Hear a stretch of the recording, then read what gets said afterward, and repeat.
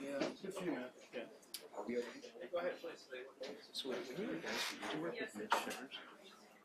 Yes, I did. Okay. I just had lunch with him 2 months ago. Did you? Yeah. I'm interviewing him, I think, for a project I'm doing on the Paul Brinkley Task Force for Business and Stability Operations. Yeah. So, Yeah, I felt stressed about that. oh yes. Well, he basically decided to quit when it got moved to USAID. Well, I was. Well, yeah, I can't blame him for that, but I know. yeah. Did you ever hear the story about Paul's assistant? Said she was one thing and she wasn't. No.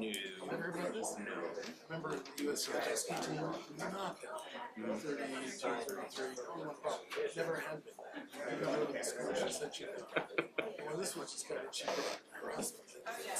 Yeah. Oh, Outrageous. that's not classy. Not classy. One of the people when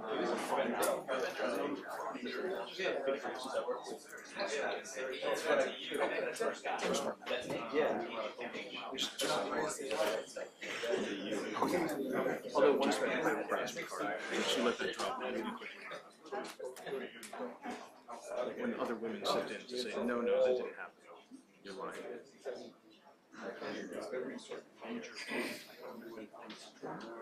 Yes. We were lucky to have them.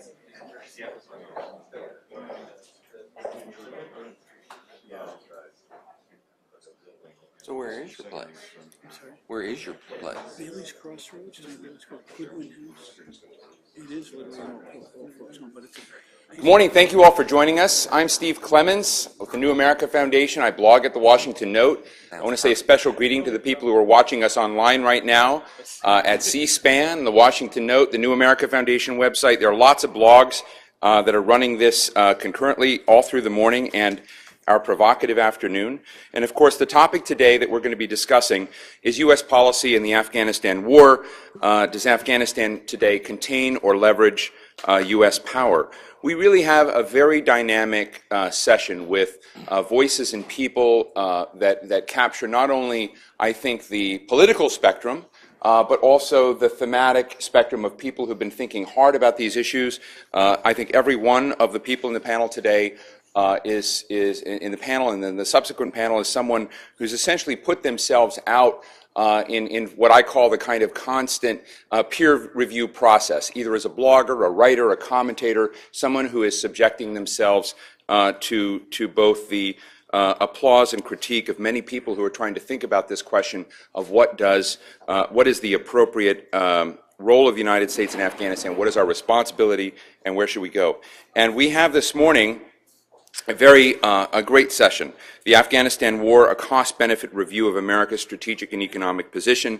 My friend Ambassador Tom Pickering, who was ambassador to so many countries that they finally just decided to give him the world. He was ambassador to the United Nations, of course, the ambassador to Russia, ambassador to so many nations out there, but he was Undersecretary of State for Political Affairs at the Department of State, and he was most recently co-chair of the Century Foundation International Task Force on Afghanistan, titled Afghanistan Negotiating Peace.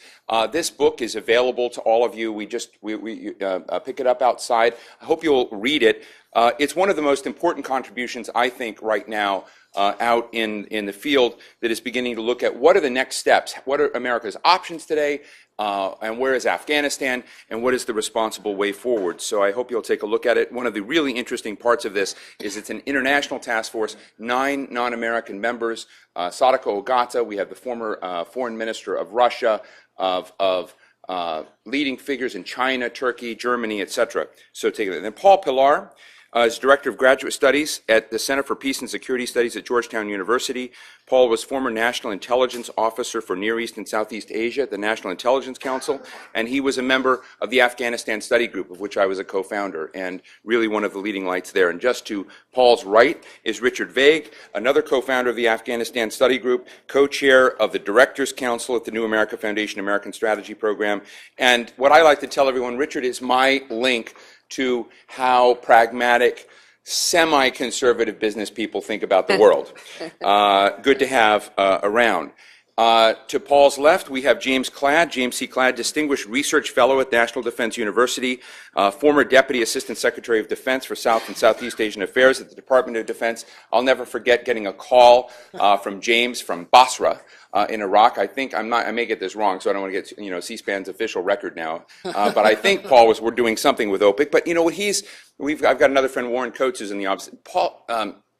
James and others are people who think about how do you stabilize economies, how do you basically look at war-torn or conflict regions and try to move them right, and how does U.S. policy essentially want or not get things right so much. And James has committed himself to a book on this subject, so I look forward to hearing about the combination of policy and outcome which will be there. Joshua Faust, to James's left, is a fellow at the American Security Project. He is the very provocative and sort of excessively informed and smart blogger or editor at registan.net, and he is the author of a paper called Post-Soviet Central Asian National Interests in Afghanistan. It's quite a mouthful. It is a brilliant paper done as part of the Century Foundation Task Force effort. It's available online to those of you who go to the Century Foundation and find Josh's work. But his blog and his writing are essentially must-reads for anyone thinking about the area of the stands. It's a great pleasure to have Josh here. And then we have Elise Labott. Elise is the Senior State Department producer at CNN. If you have been watching all of the questions of this tsunami of change that's in the Middle East, Elise has been in the middle of this, constantly drawn on by Anderson Cooper and others, and she is a great voice who's going to take us through this. Also a great friend. Thank you for putting CNN on hold for us. So without further ado, please welcome Elise Labott.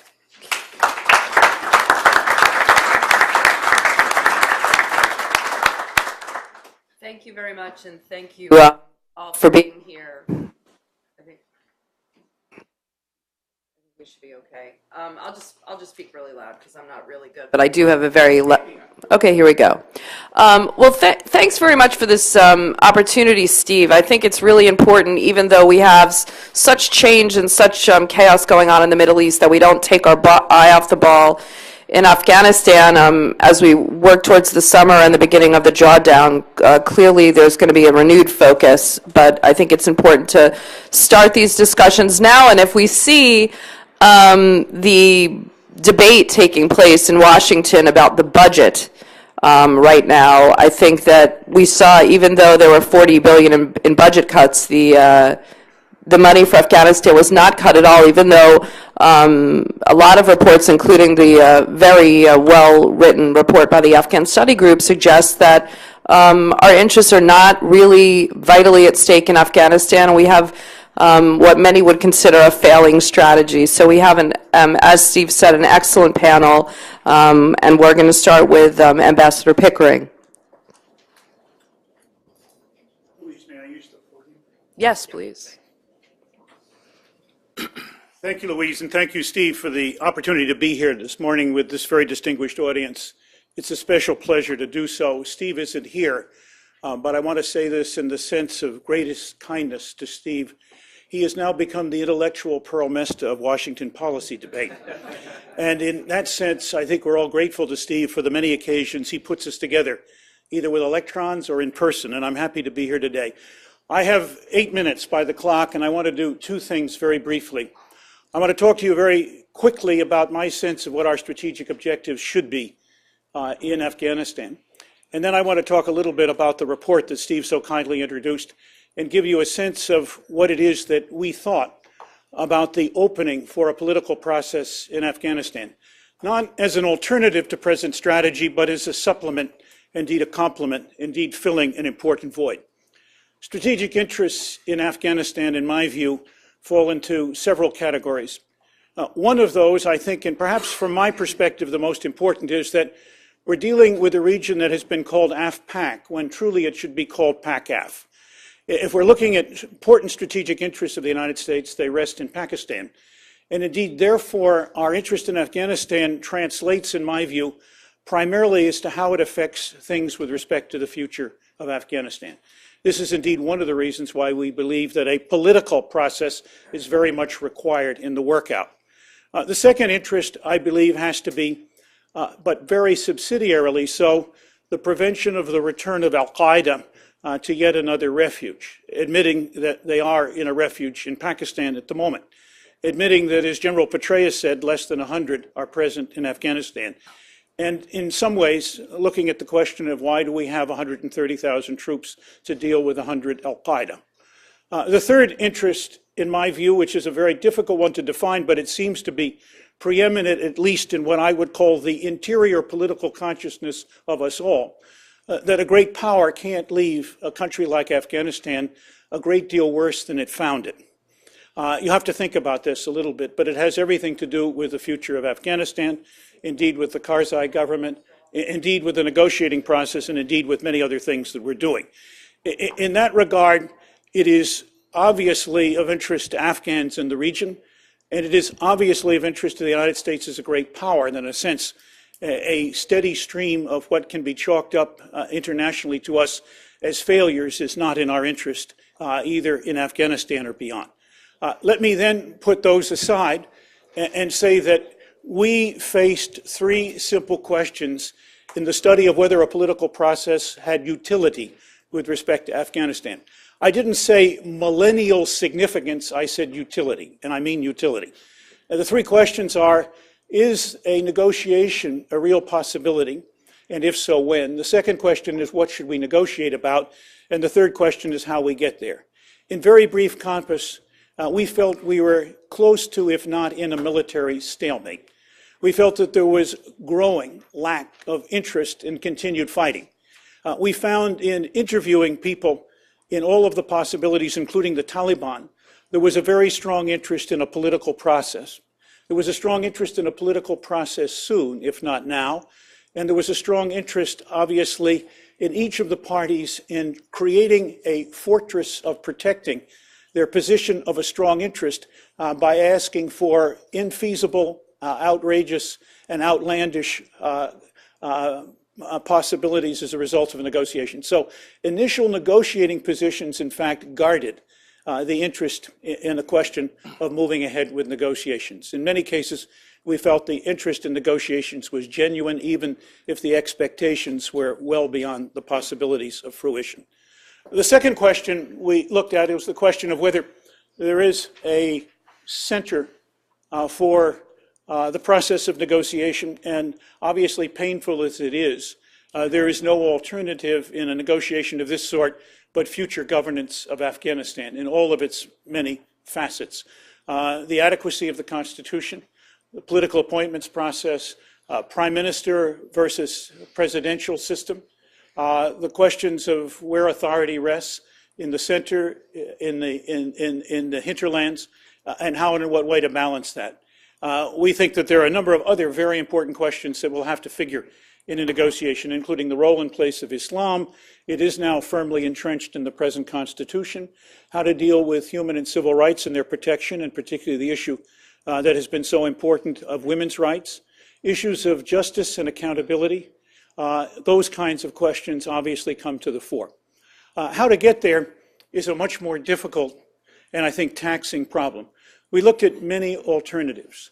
We came up with one alternative, not that it was the only one, but the one that we felt made the most sense. We believe that a process to have credibility needs to be kicked off within an environment that is managed in a way that each side feels they're getting a fair shake in the process.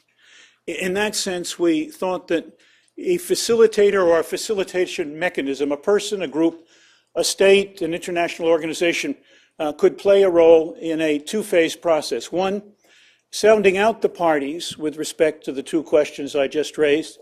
What are their expectations with respect to negotiation? Are they willing to enter in a negotiation?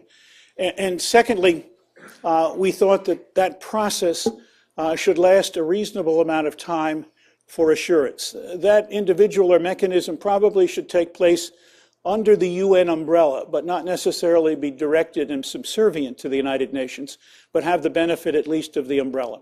That would mean you have to go find somebody or some state that occupies a relatively neutral position to carry forward this phase. The second phase of what we believe could be a useful political process would have to resolve itself around what we would like to call a standing international conference. The centerpiece of the negotiations, particularly at the beginning, we believe, should be located in the Afghan parties. They're the ones who need to determine the future governance and the other issues with relation to their own country, perhaps accompanied by a mediator or facilitator to help move the work along. The Afghan parties, and we believe there are 4 identifiable Afghan parties in the largest possible sense, including both the Karzai government and the Taliban, but also those who in Kabul now style themselves as the loyal opposition and who are in effect the old Northern Alliance, plus or minus, and civic society and civil groups, which have been developed over recent years, play an important role in society, in our view, are a hedge against extremism on some of the most critical issues having to deal with human beings in the future of Afghanistan. We also believe that around this central negotiation, we need to think about gathering the other important players, principally the United States and Pakistan, perhaps a little further out, but no less important, Iran, India, the stands who border Afghanistan, Uzbekistan, Turkmenistan, and Tajikistan, China, Russia, certainly key members of the EU, Japan, Turkey perhaps, and Saudi Arabia. Enough so that in fact that group can hopefully create some synergy or harmony in its ability to strengthen and support solutions in the Afghan group that are very important, obviously, as a way to move the process forward. If the process moves forward, and we have no confidence that necessarily will, but we think it's worth a try, and as it moves forward, and we think that that's important, we believe that a second set of issues needs to be addressed by the outside groups, the non-Afghan groups, and those are really questions of, can we support and indeed formally commit ourselves to the Afghan solution? Can we recognize whatever status Afghanistan wants, neutrality or non-alignment? Will we commit ourselves to future assistance, both economic and security? Will we support a UN peacekeeping mandate that initially, at least, and perhaps for the long period, is a verification and monitoring question? Our views about enforcement very much rest on creating an Afghan force to be able to carry forward its own effort. Lots of questions. I got my slip. I'm off the podium. Thank you, Steve, very much.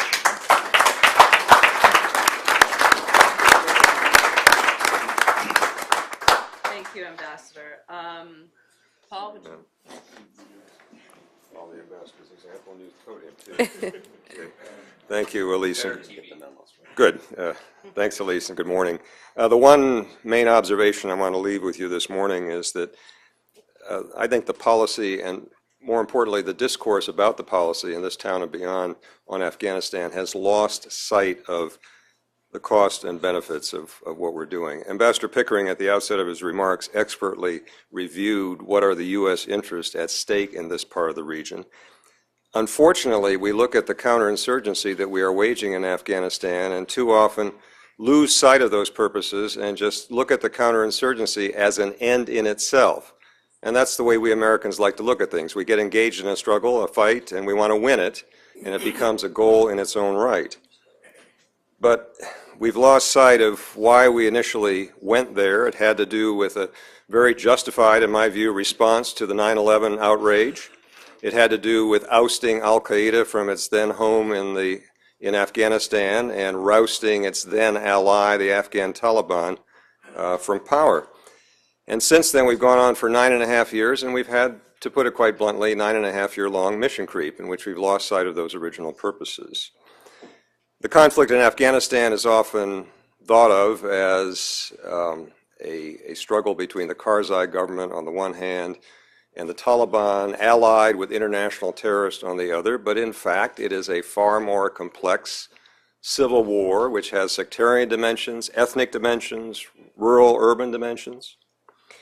You know, I'm an old counter-terrorist guy. I worked on that topic throughout the 1990s when I was still in government, so let me focus mostly on the counter-terrorist dimensions, since that was what this was all supposed to be about at the outset. A U.S. military victory in Afghanistan is not what is going to determine whether or not the American public is safe or not from international terrorism. The Afghan Taliban is not an international terrorist group. It is one of the most insular groups around. It is interested in the political and social order of Afghanistan. It is interested in the United States only insofar as we interfere with their ambitions for ordering the politics and society of Afghanistan. As was noted, and it's not just General Petraeus recently, this has been the number we've heard repeatedly, no more than 100 al-Qaeda types in Afghanistan. That's been the case for a long time now. So we have this problem, or this worry about recreation of a safe haven. Well, even if given the opportunity to return to Afghanistan, it's hard to see any advantage from the standpoint of bin Laden and Zawahiri of leaving where they are in northwest Pakistan and trying to recreate something in Afghanistan. And even if they were interested in it, it's hard to imagine the Afghan Taliban, which, after all, suffered its biggest setback ever in direct response to our response to the al-Qaeda's terrorist attack in September of 2001, that they would want them back. And even if, despite those two considerations, al-Qaeda tried to reestablish something like it had before 2001 in Afghanistan, you know, the gloves are off now. And unlike pre-2001, to put it quite bluntly, we'd bomb the heck out of it, which is not something we were inclined to do back when the rules of engagement, shall we say, were different prior to 9/11. And even if al-Qaeda or some other terrorist group reestablished something like what al-Qaeda had prior to 2001, it's simply having a geographic haven in one particular place, be it Afghanistan or anywhere else, simply is not the critical factor in determining what the danger is to American people. Look at the 9/11 terrorist attack itself, where it was prepared, where people trained. For the most part, I would say for the overwhelming part of what went into that operation, the physical haven in Afghanistan really had very little to do with it at all. Now, this is all by way of weighing what we are supposedly gaining on the counterterror side with what the costs are. And Richard's going to talk about monetary costs. We've got various other political costs. There's also the assumption, or what I just said would still be true even if we made the assumption, that we've got a counterinsurgency effort that is working, that is succeeding. And there are lots of questions to be raised about that. The main one has to do with the nature of the Karzai government, whether we have a local regime that is a strong enough reed on which to lean. I would suggest that we don't. But also there are the trends in terms of sentiment within Afghanistan, what the numbers are, even from our own military command, about what the trends are in Taliban strength. And what they seem to add up to is that by our very activity and presence there, we are stimulating more recruitment into the Taliban, not less. Our presence there also, not unimportantly at all as far as the counter-terrorist mission is concerned, increases the resonance of extremist propaganda, supports the extremist narrative that the Americans and the American military are out to occupy Muslim lands, plunder their resources, kill their people. You've heard it all before.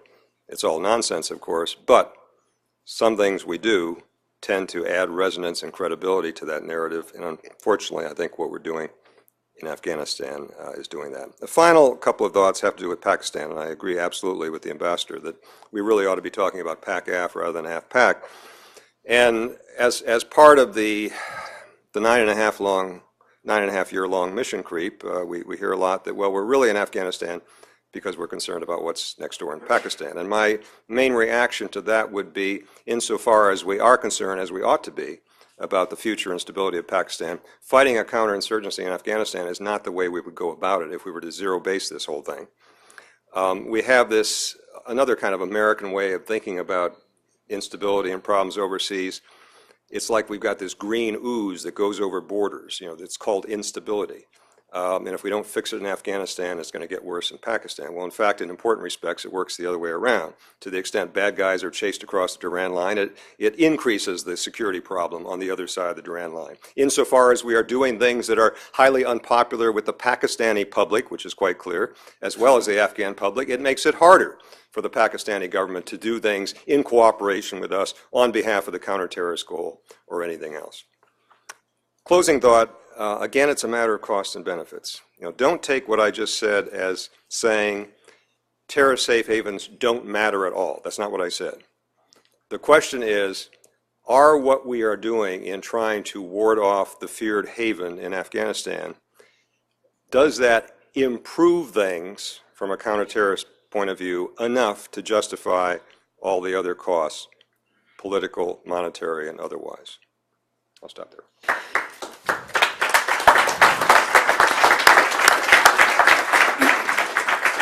Thanks, Paul. I think there's been so much talk over the last several years about whether we're winning or we're losing in Afghanistan and how we could make it right, but there's just not been that kind of crisp discussion of a cost-benefit analysis, and that's why I think that the work of the Afghan Study Group is so important. James, do you like to take the floor? Thank you. I want to confine myself to just a few thoughts, which... Oh, shall I? Okay. Yeah.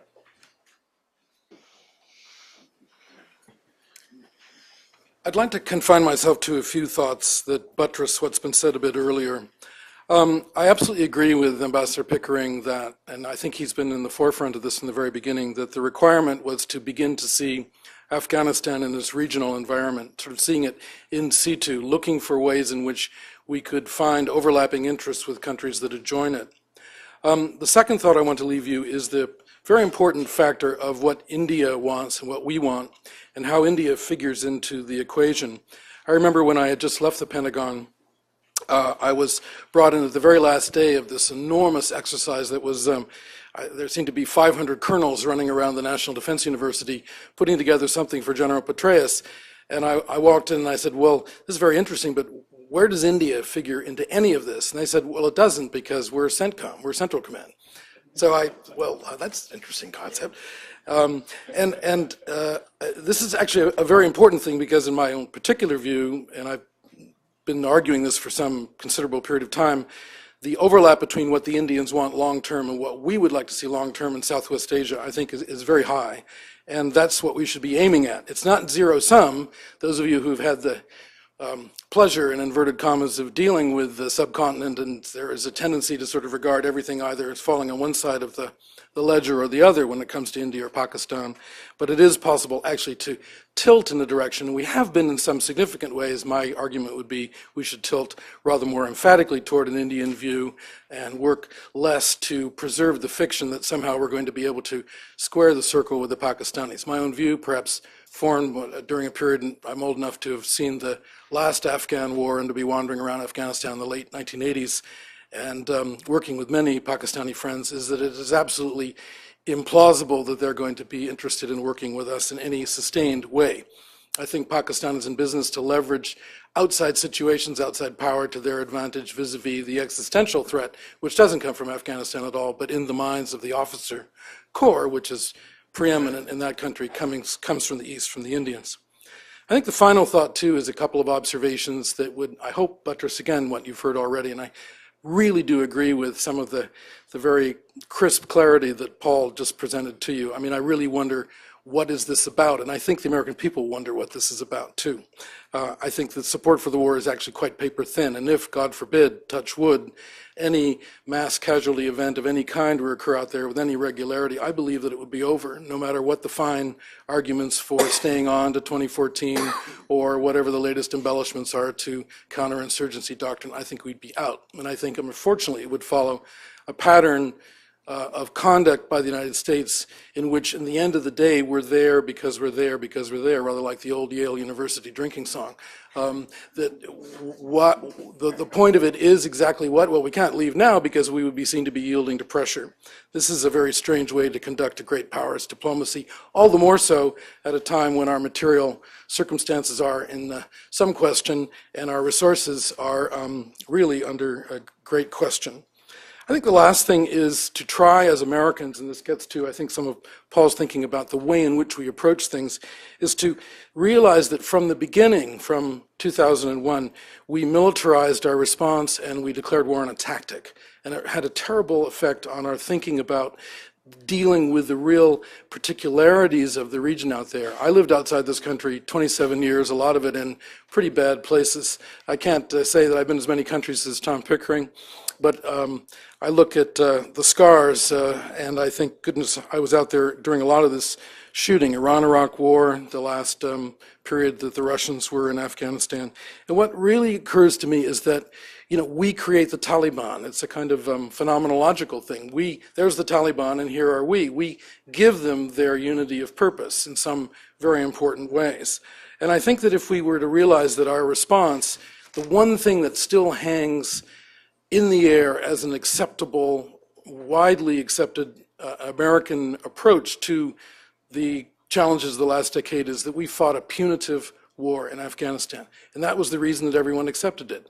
And yet in our thinking here, there was a disinclination until very few years ago, and I think Ambassador Pickering was at the forefront of this, to think about how are we going to work Afghanistan as a regional issue? How do we want to leverage the Chinese? How do we want to leverage Russian opinion? What do we want to do with the Indians? And I think the closing thought I'd like to leave with you is this. I am hard-pressed to see how the Pakistanis, at this particular point, inclined to believe that we really are leaving well ahead in any sort of profoundly, heavy footprint way, well before the 2014 period that's now mentioned. And I think that the idea that we can rely on the Pakistanis for anything is very implausible. What we've got to do, in my own personal opinion, it may be way too late for this, is to say, let's work with the Indians. It's not zero-sum. We don't have to go along with everything the Indians want in the region, but the Indians offer us a way to work with the Iranians and offer us a way to involve the kind of powers that Ambassador Pickering was mentioning as a very important group of people to be included in the final negotiations. I think that it's not going to be very pretty. I think it's worth the candle. But to tell you the truth, when you listen to Paul and you listen to Ambassador Pickering, some of the arguments for this particular decade-long adventure we're now having, I think it won't take very much before an emphatic development reveals the lack of support in this country for this ongoing war.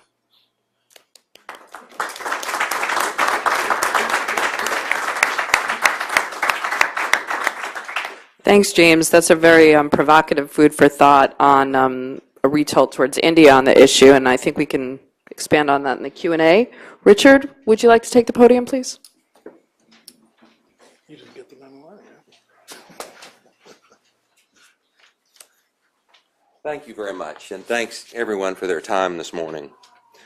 The foundation of our national defense, and frankly, the foundation of our economic influence globally, is our financial strength. In 2000, our national debt was $5 trillion and change. It is currently on a trajectory to exceed $15 trillion. There was a royal battle over health care, which is $95 billion a year. We almost shut the government down over about $40 billion of budget cuts, and yet we're spending $120 billion this year in Afghanistan, a country whose GDP is only about $16 billion. It's out of balance. And when General Petraeus late last year suggested that we would be in Afghanistan for another 9 or 10 years, which is tantamount to $1 trillion recommendation, there was barely a headline.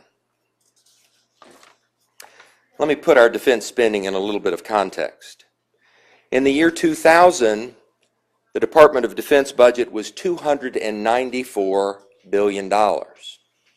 If you took that 2000 number and moved it forward in time at some time adjustment factor like GDP growth or inflation or what have you, The budget this year at the Department of Defense would be about $380 billion. It will actually be $710 billion. The run rate difference between those two numbers is $330 billion a year. In the year 2000, with that $294 billion number, we were spending about 3% of GDP.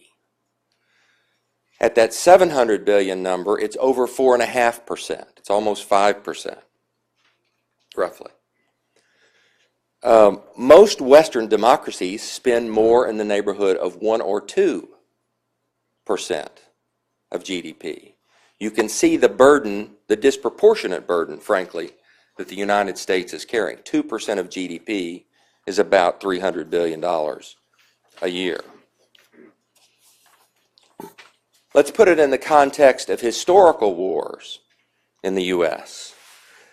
The war on terror, Iraq and Afghanistan combined, is now the second most expensive war in U.S. history, and I'm present valuing all these expenditures to today's dollars, at over $1.2 trillion, only exceeded by World War II itself, and now in excess of the cost of the Korean War and the Vietnam War combined.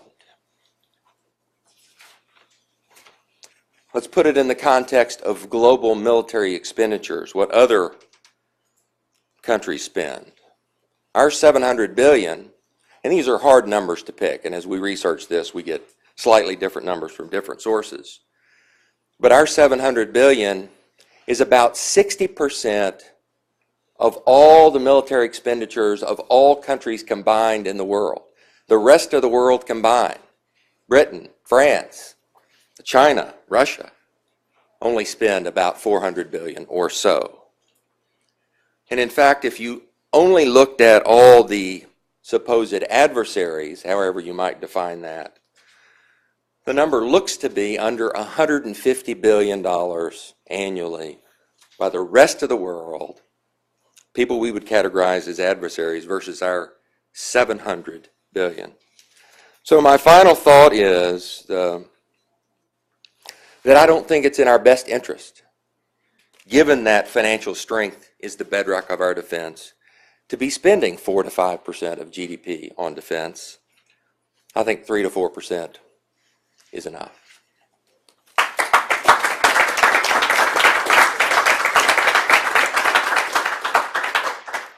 Thanks, Richard, for those sobering statistics.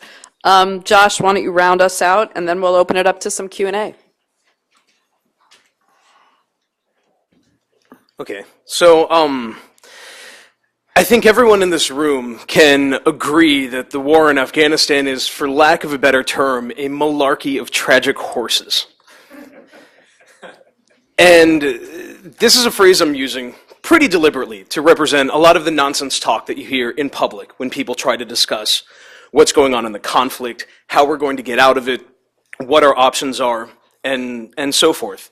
And it's been very refreshing, actually, here on this panel to hear a great deal of sober, clear thinking about what's happening and about what our probable ways forward are. But if we really want to put a bird on this war, to borrow another phrase about how to fix it, we really do have to dig into the political question. And I think this was the heart of the Century Foundation Task Force report. I would even say it's the heart of Ambassador Pickering's comments earlier. But it's also the topic that we tend to avoid the most. And that's because ultimately politics are hard. Politics in Afghanistan are even harder. And I'd say politics in Pakistan are even harder still. I fully agree with everyone here when they say that the war in Afghanistan is not really about Afghanistan, it's ultimately about Pakistan. But when it comes to discussing what to actually do about Pakistan, we fall apart. We tend to rely on cliches, posturing, empty threats. And frankly, I don't have any solutions to this. I'm just highlighting a problem. I'm not an expert in Pakistan. But ultimately, when we look at things like how to negotiate with the insurgency, or how to establish some kind of regional political order, we're making the mistake of assuming that the only problem facing us in the area is the insurgency, or is Al-Qaeda.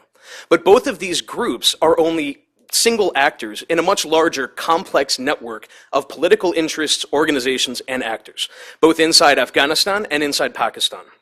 when we look at, say, the four major parties to the war that Ambassador Pickering mentioned earlier, just looking at one group like the former Northern Alliance bloc represents easily a dozen separate competing groups, all of whom are very likely going to start killing each other the moment we leave and stop providing a security override. That has nothing to do with the insurgency. A huge part of the instability in the south of Afghanistan has nothing to do with the Taliban and everything to do with opium. That's not part of the insurgency. That's not al-Qaeda. Even though there are some connections, they're ultimately different interests and after different things. These are all considerations that need to be taken into account when we think about what to do about the war. Ultimately, if we can somehow put an end to all of the violence in Afghanistan, that will not solve the fundamental political problems that are plaguing our strategy in the area.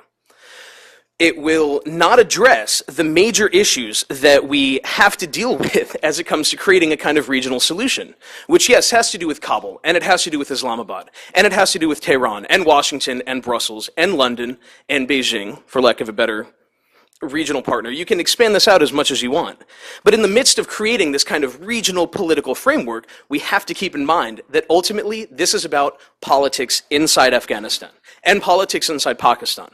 And neither country wants the world to be dictating terms to them, doesn't want the world to be dictating morals, social issues, certain policies, any of that.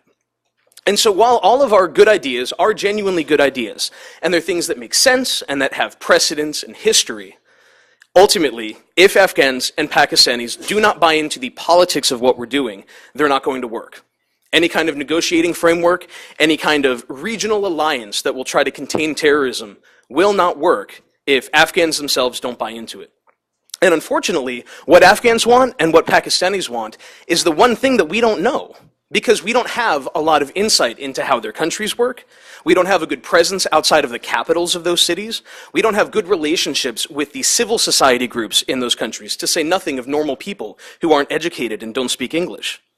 So I'm kind of leaving this open as an, oh crap, what do we do thing. But when we're thinking about the political issues in here, we need to really understand that these are political issues. And when we talk about things like budgeting priorities in the United States, and think about the acrimony that that brings out of us, and how people are almost literally stabbing each other in the kidney over this stuff, and then think about what would happen if the world was trying to dictate to us a fundamental political issue, like whether you were going to obey the Taliban or obey the Karzai government. We have to understand that these are life-threatening issues for these people, and they won't back down just because a bunch of foreigners told them to. So on that really happy note, I think I'll end my comments and see what comes of it.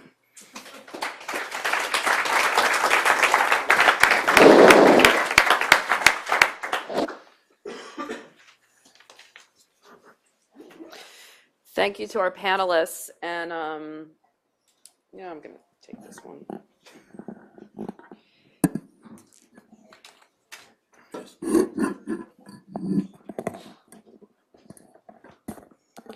I think we have a lot more questions than answers, as people brought up these topics that we really don't talk about that much when we talk about the war in Afghanistan. I'm going to ask a few questions, and then we'll open it up to the audience. We have about 45 minutes, so we should be able to get a lot of your questions in. Let's start by talking about cost and whether cost should really matter in Afghanistan. We spent $119 billion in fiscal year 2011.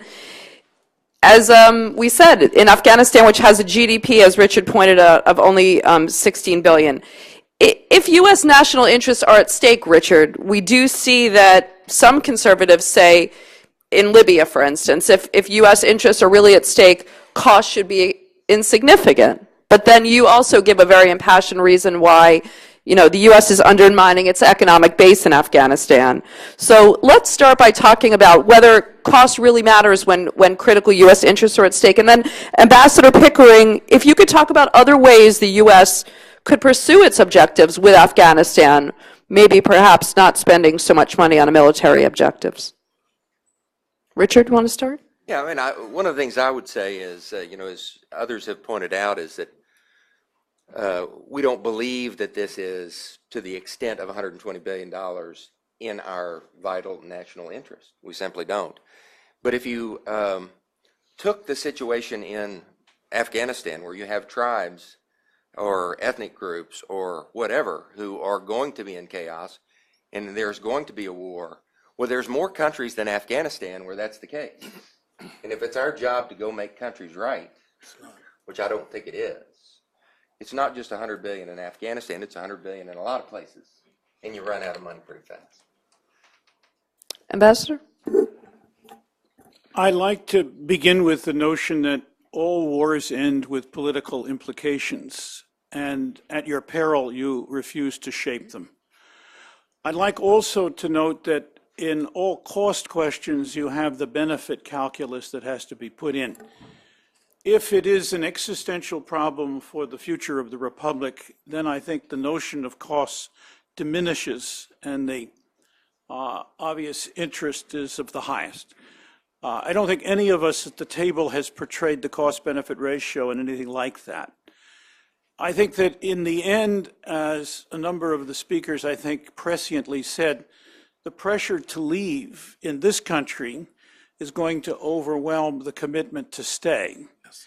That if we don't begin to move in all of the areas that are available to us in an early stage, we will heighten the interest in the public in abandoning the exercise. And I think that these are important strategic determinants of what we do.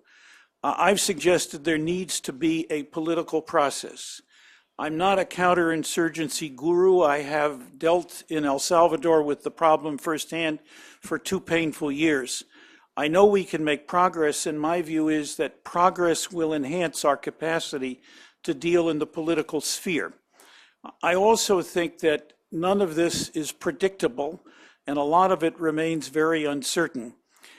If we don't know where we're going, no exit strategy will get us there. Or alternatively, if we have an exit strategy and we don't know where we're going, we are creating chaos. We're somewhere in the middle of that awful nexus, that awful mess. And some further clarity of thought is a useful proposition, I think, to inform where the process is going. I was quite astonished that a very long review of Afghanistan strategy eschewed apparently a solid look at what U.S. objectives ought to be and based itself on what I think was historical cant. And historical cant doesn't help in terms of clear thinking. My sense is that we do need a new political dimension to the strategy that's hanging out there, and that's a long and, I'm sorry, discursive answer to a really critical question you asked. What do you think, Paul? You want to weigh in here? Does cost matter, and other ways the U.S. could be pursuing its objectives? We have a tendency in this country to say something is an important U.S. national interest, and then slide in a very illogical way from that to saying, well, then we must continue to support whatever it is we're doing that's pertinent to that interest. I think my colleagues have actually covered it already sufficiently well, that the question is not, is this topic area important to us? Of course it's important to us for the reasons Ambassador Pickering laid out in his earlier remarks. The question is a particular policy or enterprise or effort or counterinsurgency or whatever it is we're doing, does that increase or advance our interests more than the cost that it entails? That is the way the question ought to be phrased. Unfortunately, that's not the way Americans often phrase it. Let's branch out a little bit beyond Afghanistan and Pakistan. James, why don't we talk about how China, Turkey, India, Saudi Arabia, Iran, the broad neighborhood viewing our engagement and commitments in Afghanistan, if we pick up and leave, if we deem, it's time to get out, won't the region see a kind of chastened power leaving? How would this hurt U.S. prestige and trust in the U.S.? It sounds a little bit like we might be damned if we stay and damned if we leave. I think your question follows very much on all fours with what's just been discussed. One of the things about this very, very long review that characterized 2009 was not only that it was terribly long, and that, by the way, we acted as if the Australians and the British and everyone else didn't really have much to say about it. They were, in a sense, passive bystanders while their people were at risk and dying out there as well, is that it took the view that it was all about us, and in some ways played completely to the continuing habit of this city to be profoundly self-referential. It became, moreover, a quarrel between different groups of generals about which might be the right approach, leaving such important things as statecraft, which, by the way, is a very important part of our toolkit, becomes more important when you're on a downward slide. I'm not saying we're doomed to be irrelevant and kowtow to the Chinese in 20 years, but we are not at our best at the moment. Therefore, things like statecraft become correspondingly more important. So what should have been at the very beginning, which was, right, we're going to have our punitive war, and now let's see what we can leave behind, rather than bringing in a baggage train of good intentions, which had a congressional earmark attached to every single one, and have an NGO heaven out in Kabul, and then again unilaterally decide to revise our strategy 5 or is it 6 times, is to find out what the overlapping national interests are. And there are very considerable ones out there. If we deny ourselves that particular approach, if we say to, and God rest his soul, the late Dick Holbrook, that there are some countries that he can't really deal with, or we'll have to see how we're working it out here within the city, and no one can go out there and speak with presidential authority to the Chinese and to the Russians, well then we're denying ourselves the chance to say, look, we are going to be out of there sometime. It's probably going to be sooner rather than later. And do you want the preferred default option of Pakistan's ISID to be the thing that you have to live with? And that has a very bracing effect on each country's response to the post-American, at least overt and large American footprint period in Afghanistan. So it's not as if it's either or. This is one of the things that was astounding. We could even have had a unilateral ramp up, President Obama's version of the righteous surge in Afghanistan. But it needed to be accompanied by a parallel approach, which was multilateral, and said, we're going in there to hammer these people to be able to get to a point where, as Ambassador Pickering's making very clear, we can speak with authority. But we're on a losing streak, and right now everyone in the regions expects us to leave, and well before 2014. Ambassador, your Century Foundation analysis had so many international members, China, Russia, Japan, Turkey, that looked at the scenarios facing the U.S. and Taliban. Talk a little bit about America's prestige in terms of staying and in terms of leaving. Where are we better off now? My own view is that we're better off, if we can do it, in leaving in a way that at least establishes some stability, perhaps some openness, and indeed some safety in Afghanistan. It is not, in my view, possible to achieve even this millennial objective if we're not prepared to work the neighborhood hard and the Afghan parties very hard. I think that we have an opening to do this. I think in the broader context, those of us who remember Vietnam know that every one of the same arguments was deployed, that we engaged in a long, very difficult negotiating process. I think we underestimated Vietnamese nationalism and overestimated communist control. To some extent, we should not underestimate Afghan nationalism, and we should certainly never underestimate Afghan xenophobia at the present time. Those kinds of questions are not now harnessed in our effort in an adequate way. I think a political process could help to engage those in a more constructive way than we have now. I think the notion, which I think is puerile, but was very prevalent in the Iraqi adventure, that all we had to do was to win a combat victory on the ground, and the movie would stop, and we would walk off hand in hand into the sunset to some bright, lighted, glorious future. That it would all take care of itself is so discredited now that I think we have to worry about that. And hopefully that particular memory will be seared into our consciousness, although I have to say it is now being tortured terrifically by Libya, where in fact we have best intentions and perhaps at the moment no clear exit. Well, exactly. Let me follow up on that, because when we're talking about our actions in Libya and in President Obama's words talking about vital freedoms of people, how do we know that the Taliban, who we believe, and you've said could be readying themselves to negotiate, aren't going to kill, harass, and constrain these vital freedoms of their people that are so vital to American values? And given our actions in Libya, what is our commitment? What should it be to the human rights conditions of the people in Afghanistan? Look, it's a terribly difficult question. We have two strains in American foreign policy life that go back before the foundation of the Republic.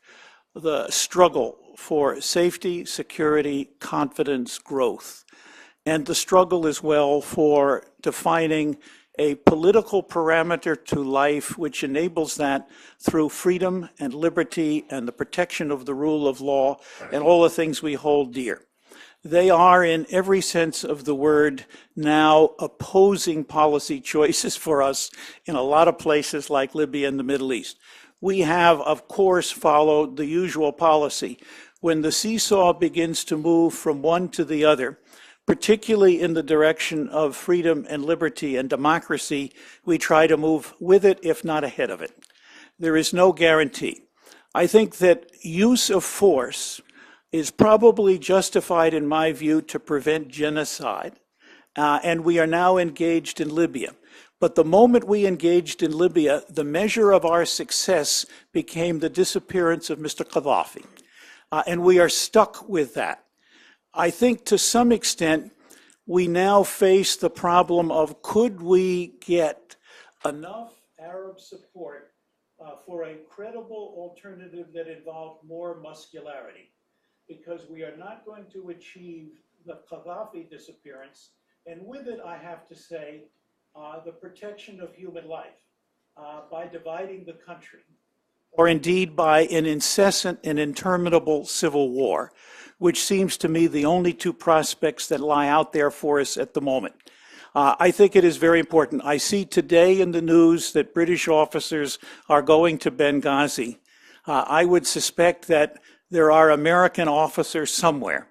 The really interesting question is this a situation treatable like the original offensive against the Taliban in 2001, or will it involve more?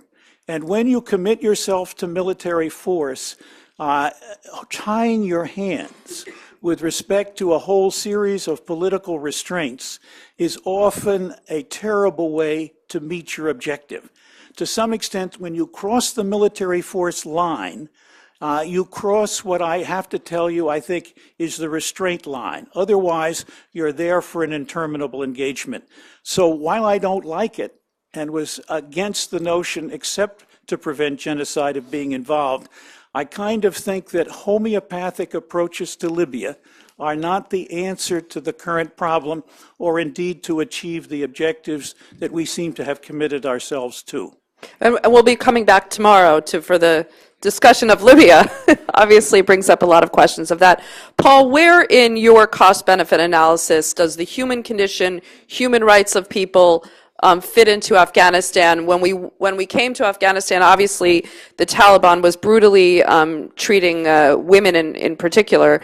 We could leave Afghanistan and see, a very emboldened Taliban feel that they can go right back to that. Three basic points. One, I would just recall what Joshua said earlier with regard to the resistance by Afghans to somebody else trying to impose, their values as it relates to the political and social ordering of the place. Number two, a lot of what we Westerners find objectionable with regard to the social order in Afghanistan is not just limited to the Taliban. It's part of a larger culture, particularly with regard to the status of women. I don't, for a moment, want to denigrate, outright atrocities or abuses at the hands of the Taliban. I would just want to put it into a larger context. It's not just Taliban, and even if the Taliban were to go away and we had, somebody else in charge of Afghanistan, we would be witnessing a culture and a role for women that most of us would still find pretty darn abhorrent. And number three, I look at this rather strictly from the standpoint of U.S. interests. And given all the resource considerations of the sort that Richard mentioned, we have to pick our goals and pick our fights.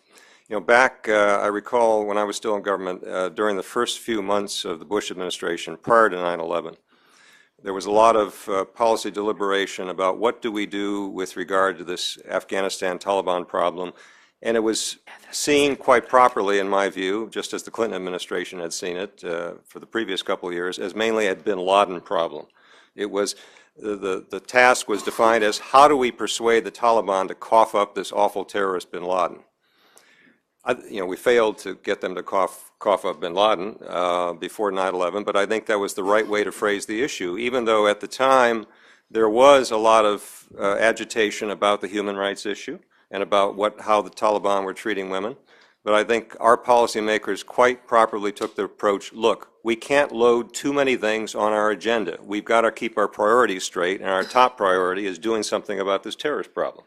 I think that's still the right approach. Josh, why don't you weigh in, and then I'm going to open it up to the audience. Where do you think, if we're ready to negotiate with the Taliban, how are we leaving the Taliban in the country? How do you think the situation will be in terms of human rights, given what you said about, you know, the people are not willing to turn back, but the Taliban will be emboldened if we negotiate with them? I mean, I think it's important to keep in mind that the Taliban, again, to follow on what Paul said, is not the only human rights abuser in the country.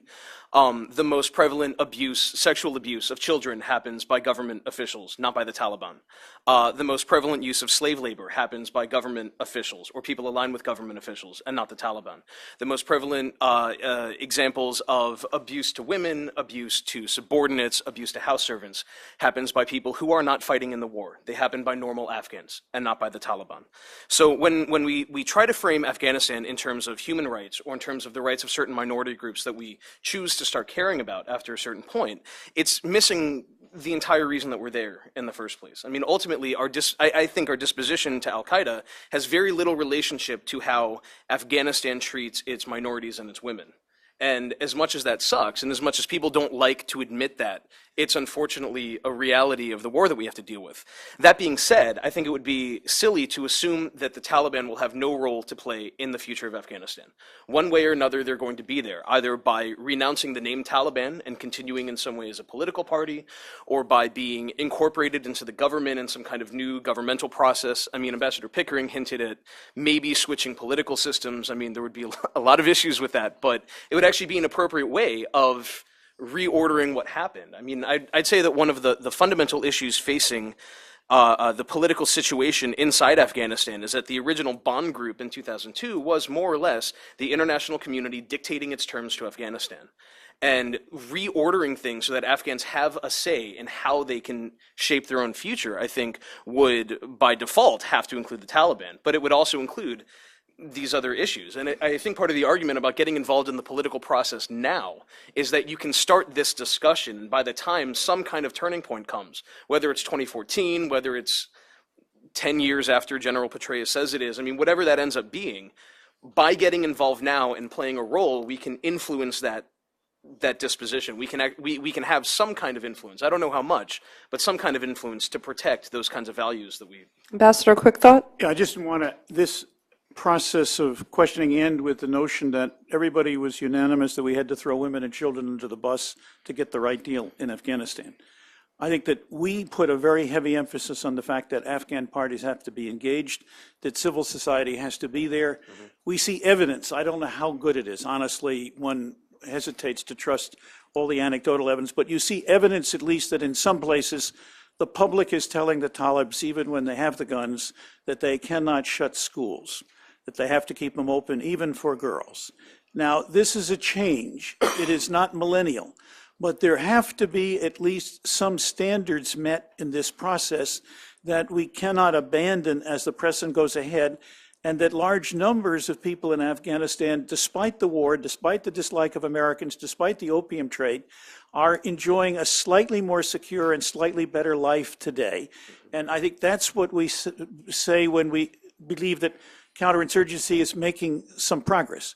at the end, counterinsurgency is not the answer. It is an important method for building the right kind of balance. And I hope we would all agree that, in fact, it is not throwing one or another constituency under the bus. It's trying to work all constituencies that makes the difference.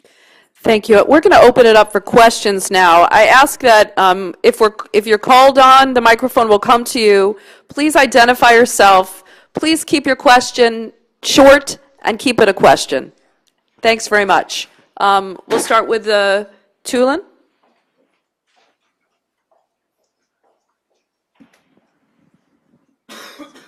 Thank you. This is Tulin Daldolu with Fair Observer. As we are talking about Taliban, I have a quick question. The Turkish government is considering to allow the Taliban to open an office in Istanbul. How do the panelists approach to the idea? Thank you.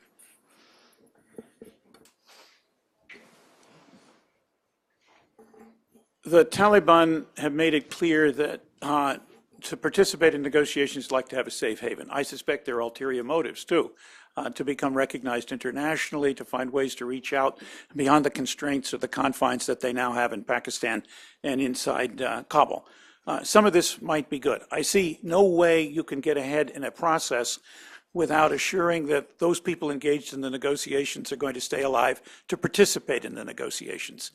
If Turkey feels that it is important, in a sense, to appeal to the best instincts of the Taliban by giving them this kind of opportunity, I, for one, would have no objection, particularly if it can help lead to a negotiating process that can make some sense. If it is merely a kind of backdoor to what I would call a kind of subterranean or subterfuge kind of recognition of a status for the Taliban which exceeds their present condition, then I think it obviously presents problems. My feeling is that you can take the chance on this one and see whether in fact it can encourage progress. Turkey can always change its mind. Gary, VOA.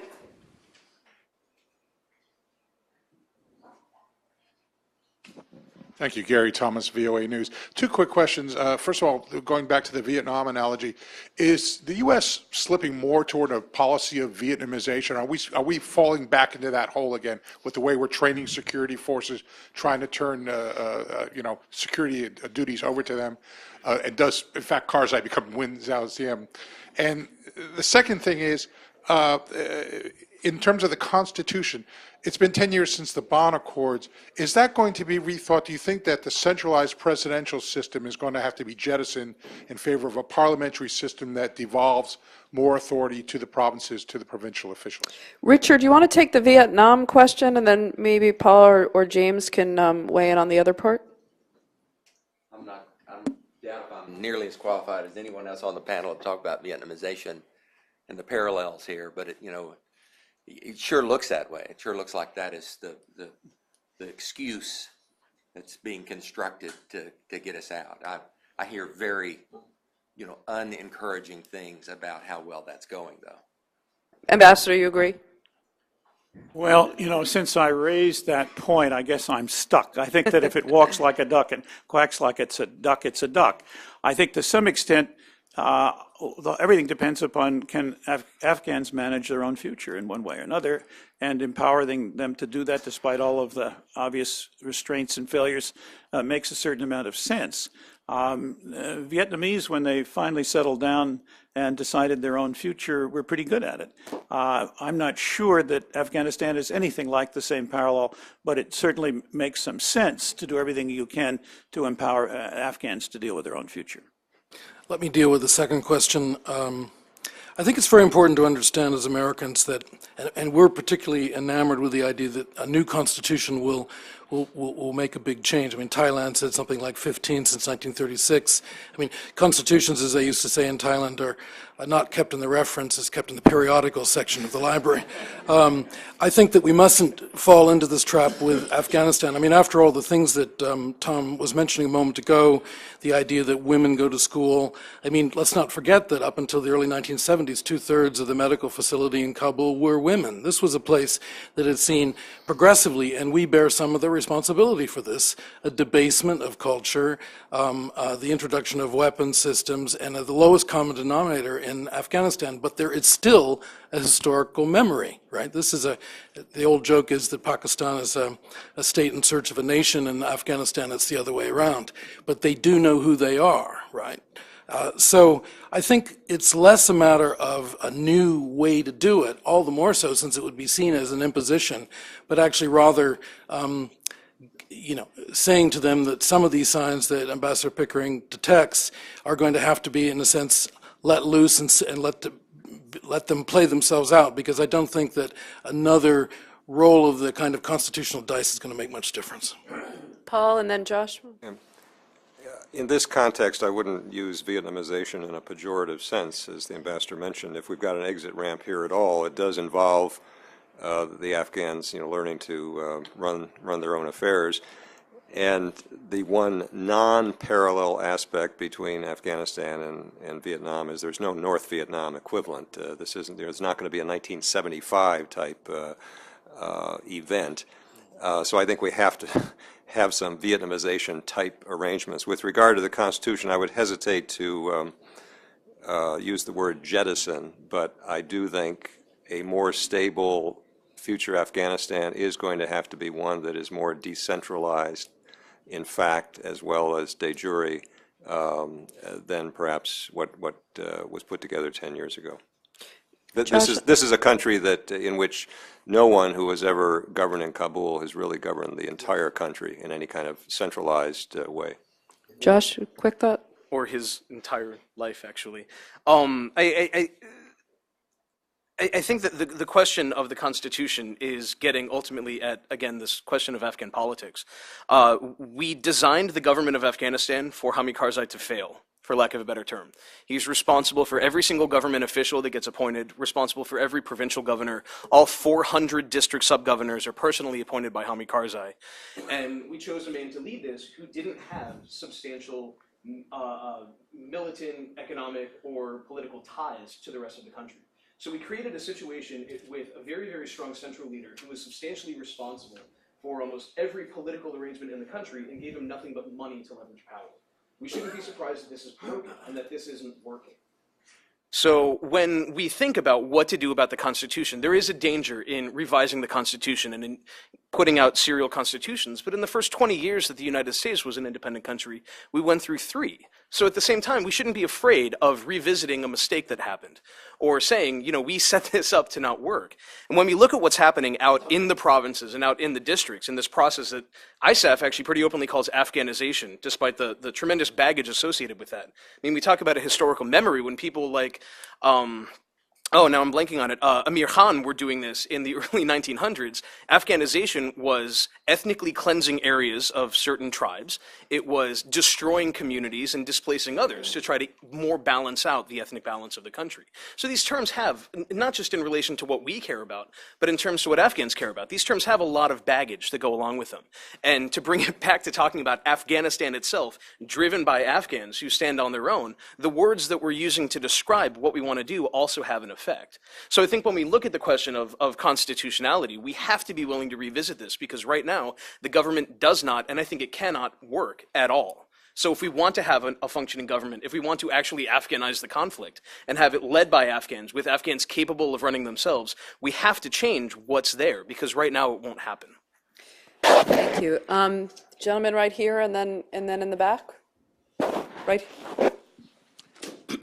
Burt Wides with Wides and Associates, but I worked on national security issues for the last half century, a lot of it in Congress. And Joshua referred to the politics of Afghanistan and Pakistan being important.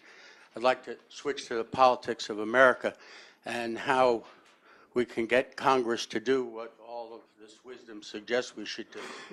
And there was a reference to support for the war being thin. In fact, the majority in polls say they won out. But in talking to senators and congressmen, they're well aware of that, but also afraid that notwithstanding that, because as Paul said, America likes to win, comes 2/12 and their opponents in elections can accuse them of voting to lose the war. And the more substantive reason I've been given by senators and congressmen who would agree with everything that was said about the costs and benefits and how bad things are going, is that ultimately, because of Pakistan and the nukes, they're concerned that if the Taliban take over, that will help the radicalization in Pakistan. And Paul mentioned that what we're doing now, drones and raids, makes it harder for Pakistan to cooperate with us. Could we do more by explaining that apart from cooperating with us, it's just increasing the chances of radicals winning in Pakistan and taking over the nukes to enhance the confidence of Congress in voting to get out? Richard, can we sell it better?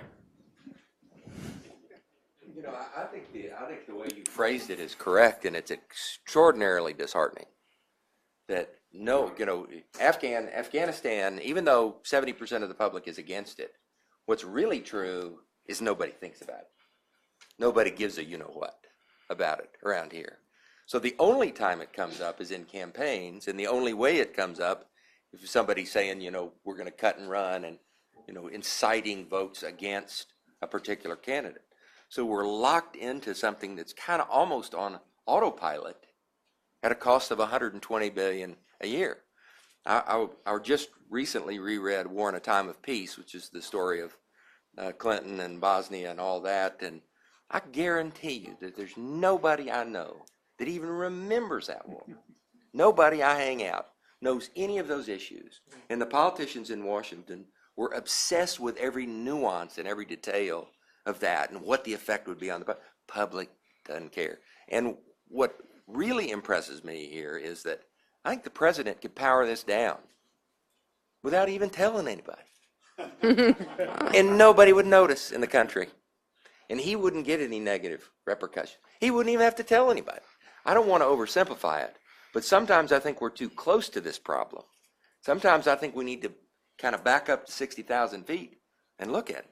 President could save us a couple of $100 billion pretty easily. And it wouldn't have to be controversial. And what's frightening about that is how much over the last couple of 100 years, how much power is devolved upon the presidency as opposed to the legislature. But, you know, it's a very discouraging equation. Yeah, just very quickly, the other point really deserves some attention. Briefly, the idea that the Pakistanis, you know, have a nuclear arsenal. This would fall into the hands of radicals, and therefore then the ellipsis always is we need to continue what we're doing. It's very important to understand that this is part of the Pakistani diplomatic toolkit. The idea that they are precariously placed, and if anything happens to change things, who knows what might happen. Pakistan, in some ways, is a much stronger state than people give it credit for. I can't, you know, and obviously no one can go into direct, specific detail about that nuclear arsenal, but I find it not the trump card that the Pakistanis and people who repeat it in good faith in the Congress think it is. And I'd like to follow up on that just one second. Just quickly. We have a history of the Taliban ebbing and flowing inside Afghanistan. And when we think about what is actually the risk for militancy, I think it's important to see that every time the Taliban go beyond basically the federally administered tribal areas, the military steps in and pushes them back. And they're very effective at this. And the ISI is very effective at pulling on the strings when the militants begin doing something they don't like. And they're very, very, very effective at protecting their major cities, either Peshawar or Islamabad. Despite all the bombings and everything, you don't see the same mass movement of people occupying areas that you saw in Swat or in Dir or in Waziristan. You see them actually defending these areas and pushing them back. So, I mean, just to follow up on that, I think the danger of an Islamic takeover of Pakistan's nukes is completely overstated. Sure, go ahead, Paul. Quick observation. Sure. The one other thing that hasn't been stated that shapes the politics of it since we've made comparisons with Vietnam is we have no conscription. And that has made a huge difference with regard to how this has been played, and Richard's observation that so much of it just isn't noticed. If we had the draft, it'd be a lot different. Sorry about that. We're going to go to a lightning round now. I'm going to ask you really to keep your questions short so we can have as many questions as possible. And we're going to go to this man in the second to last row in the back, first seat. Sir, did you have a question? Okay, we're going to go to this gentleman right here, and then this gentleman right here, and then in the back. Clay Ramsey, worldpublicopinion.org. Briefly, I think the room is getting a little carried away in their belief in the collapse of American public support for the war in Afghanistan. When people are asked about negotiating with the Taliban, there is a divided response. In Afghanistan, among Afghans, when people are asked about negotiations, 2 in 3 would like to see negotiations in the Afghan public. My question is, what would be a effective way, in your views, to present to the American public the concept of a future negotiation? Okay, and we're going to take 2 more right here, and then behind him, right there. Yeah. Dennis Cooks from the Woodrow Wilson Center.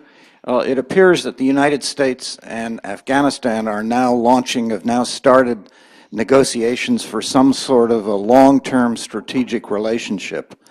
I'm wondering whether that doesn't cut across the idea of international negotiations whose outcome at this point is uncertain.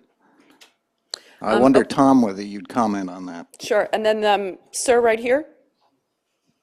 Ray McGovern from Veteran Intelligence Professionals for Sanity.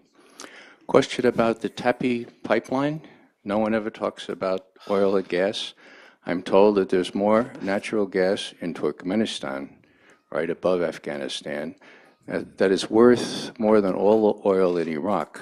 Could that have something to do with the decision or the intention to stay in Afghanistan? Okay, Paul, are we getting carried away? Ambassador, maybe you can take the long-term strategic relationship, and Josh, why don't you talk about the pipeline? Well, the end question about getting carried away was how do we sell negotiations domestically?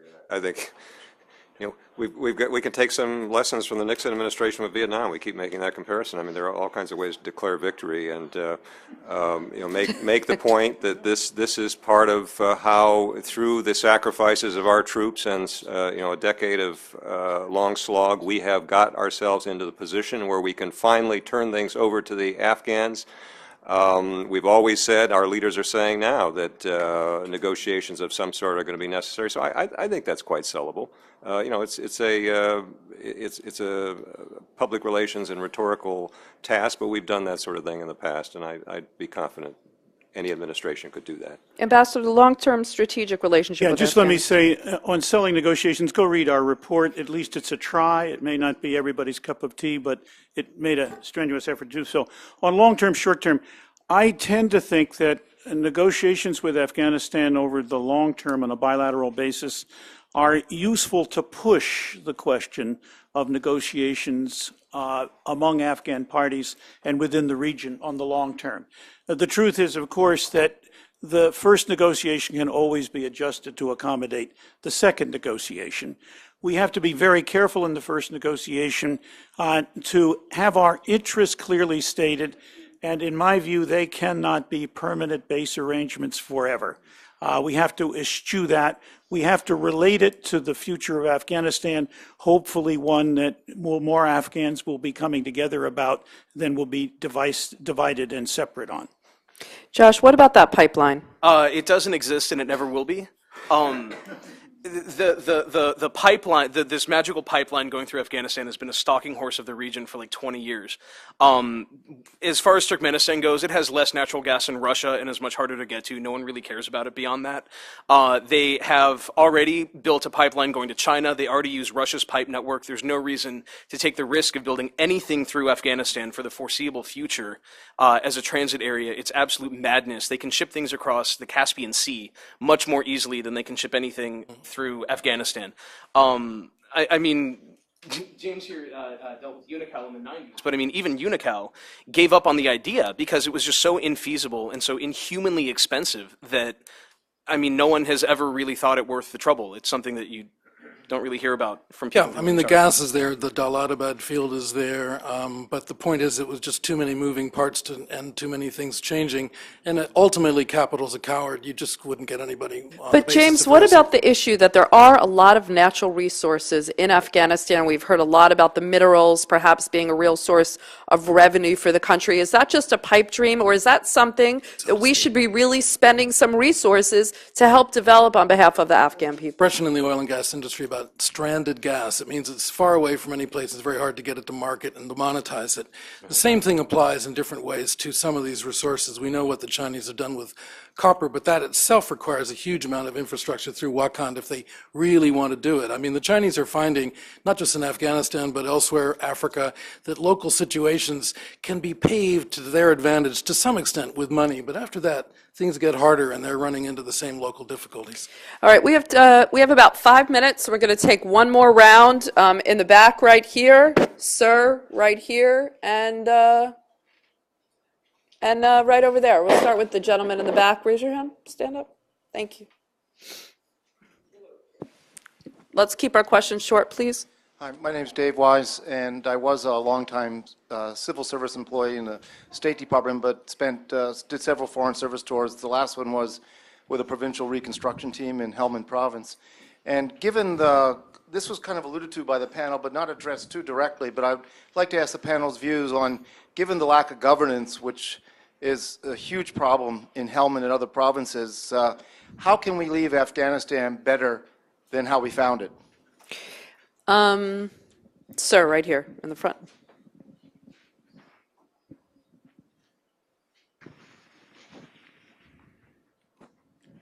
Bill Goodfellow, Center for International Policy. Let me ask you a question about timing. The argument, I think, in favor of the surge was that we're strengthening our military position vis-a-vis the Taliban and we'll be a year or two in a stronger position. Another argument, Ambassador Vendrell, who was on the Sentry Commission task force, argued that, in fact, we're actually in a weaker position now than we were 2 years ago. So it really is central. How does timing, when is the right time? And we had a gentleman right here.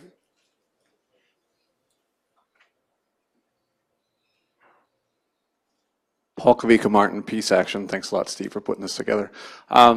So the president's going to go through a decision-making process here soon on deciding what kind of troop-level drawdowns and other policy changes he's going to have in Afghanistan in July. What would you like to hear the president say about troop drawdowns and policy changes? I think what we'll do is we'll just ask the panelists to take all this into consideration with some closing thoughts. I was in Afghanistan in September traveling with the PRTs, and I think one of the things we did see was, even though there's a lot of aid and a lot of projects being developed, that the real key thing here, maybe Josh can pick up on this, is the governance issue, that the governance is moving very slow, not at pace with the military objectives, and that's what's really going to be whether we quote-unquote win or lose in Afghanistan. So, Ambassador, do you want to start us off with taking this and some closing thoughts? Yeah. Very briefly, I think that lack of governance and how to deal with a huge problem. I don't think we can substitute Western paradigms like federalism. We have to be very careful, I think, to understand that traditionally Afghanistan was centrally governed but weakly. It was governed in the provinces but by no standard method. To some extent, this is abhorrent to Anglo-Saxon ideas and traditions about law and definitiveness and constitutions. We should learn to live with this. Somebody asked a question about right time, but they didn't say right time for what. Right time to get out as soon as possible. Right time for negotiations now. Richard, what would you like to see in the president's policy review? Well, we participated in a report where we suggested that they could do with 70,000 fewer troops, and we continue to believe that that's the case. And I go back to the point about how do we sell this to the American public. That's a step that's not necessary. The American public's not interested in this question. There's no selling that needs to be done. If you sold it to them, they wouldn't notice that you were doing it. I don't want to overmake that point, but I don't want to undermake the point. You've got a lot of expertise in this room that knows every nuance and every detail, and is deeply concerned about whether it's this month or unless it's the American public's not there. Paul. On leaving Afghanistan a better place than we found it, one can easily make the argument that we made it a whole lot better in our very first couple of months when we ousted the Taliban. The fact that we've stuck around 9 more years, doesn't necessarily negate that. On the timing of negotiations, I would remind you that negotiations always take at least 2 parties, and it is a mistake to look at it narrowly from what's advantageous from our point of view. Is a year from now, 6 months from now? I agree with the ambassador. Now is the time. And what I'd like to hear the President say in July, consistent with what Richard said, I hope he will say that we have something other than a cosmetic fulfillment of his commitment to start a withdrawal in July. In the President's review, I hope he gives a far less time and attention to quarreling groups of military cliques interested in the most effective way to bomb the rocks even more effectively than we have before. Pay also attention to the important overlap of interests with India, and try to begin to de-internalize, if that's a verb, this habit of deferring to Pakistan's wishes and giving them an implicit veto over so many issues there. Josh, why don't you close it up for us and talk a little bit more about the governance issue in terms of, is this really, are we not focusing on the right thing here? Should we really be spending our resources, time and dollars on strengthening this government, which 9 years later, as we've seen, has definitely, we have to admit, has made some progress, but still has a long way to go? I mean, I think talking about it in terms of strengthening the government is even the wrong question to ask. We should be asking, is it the right government first? And then if it is the right government, then you go about strengthening it. Well, just to play devil's advocate, I mean, if we're going in, to overthrow the Taliban and instill, as some suggest, some kind of democracy, we can't really choose our government. I mean, shouldn't we maybe broaden our outreach to various players? But if we want Afghanistan to have a true election and we don't want to be seen as imposing from within, is it up to us to choose the right government? I mean, it's not, and that's kind of what I was getting at. One of the stipulations in the Constitution is that in 2005 there were supposed to be district-level elections, and these district-level councils would then be responsible for certain political, economic, and social affairs within each district in Afghanistan. That's not happened, and it's 6 years out of date that hasn't happened. And in the interim, because that didn't happen, we've been trying to build up these alternative structures of whether they're called, I'm not even going to go through all the acronyms because I couldn't remember them all. But the question of governance, and specifically how we're going to actually do this, I mean, it's not hopeless. Afghans are capable of running their own affairs. They've done it for a long time. They don't need outside help to really do it. I think the question when we look at the governance picture is whether or not they're doing it in a way that we approve of. And that's a separate question of whether it's strong enough or whether it's doing what we want it to do. But they are capable of governing themselves in the future. And when we look at that, about whether it's going to leave them better off or worse off, I mean, things in the country are much better than just getting rid of the Taliban. There's a telecommunications system, there's a healthcare system, there's a road network. I mean, things have happened that are improving Afghan lives, and it's not perfect, and it's by far not enough to actually make things better in a way that we would consider it. But there has been progress, and the current government as it is can function. It just doesn't function very well. So when we think about what our grand plan is for this country, I think we have to keep in the front of our minds that they know how to run themselves. I mean, they're not stupid, they're illiterate, but they're not stupid. So it's kind of an arrogant thing to say, well, are we putting in the right thing? Do we need to get it strong enough to a position that we feel comfortable with? I mean, I think that's kind of the wrong question. Well, I think it's ending on a somewhat positive note. I'd like to thank our panelists. I think with all the discussion of Afghanistan today really crystallized and showed us some of the sobering issues that aren't really discussed. And the next panel will really delve into the recommendations of the report. There are copies outside if you haven't read it. It's really an excellent document, and I really want to congratulate Steve and the task force for looking into some of these issues on the political situation in Afghanistan, which have been ignored for too long. Thanks very much. Elise, thank you so much. Thank you so much. We're not going to take a break. We're going to move immediately into the next session, so I'll ask people not to come up and see the speakers here. Ask our good friends, and I want to thank Tom Pickering, who had to step out.